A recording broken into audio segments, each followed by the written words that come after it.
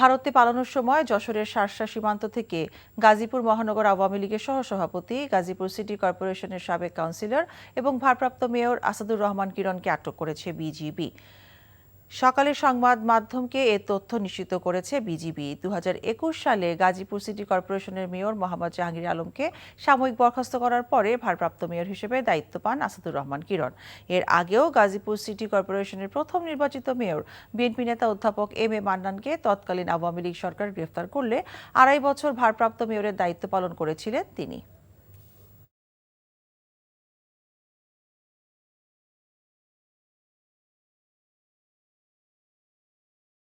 টাকা চুরির জন্য যদি আমার গলায় জুতার মালা পরাইতে হয়, তাহলে আমার শালীর সাথে প্রতারণা করার জন্য তোর ফাঁসি হবে।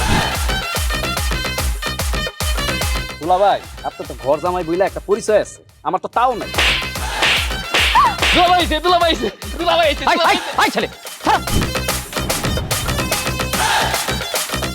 রাজনৈতিক ফ্যামিলির মেয়ে হয়ে ওই কাজ করবে। যারে পাবো হারে পিটাবো, রক্তের নেশায় ধরতে, রক্তের নেশায়, কাঁচা রক্তের নেশায় ধরতে। তোমার এই পলিটিক্স আমার বাম পকেটে থাকে। তোর বউরে ঝামেলা পাকাই। এই বেটাই, আমি তখন বিয়ে করিনি। দুইটার আমি গুলি করে মারু। মাসুদরা কোনোদিন ভালো হয় না। আপনার পোশাক আশাক দেখে কিন্তু আপনার তালুকদার বংশের লোক মনে হয় না আব্বা, আপনার মনে হয় যে আপনি ফকির বংশের লোক।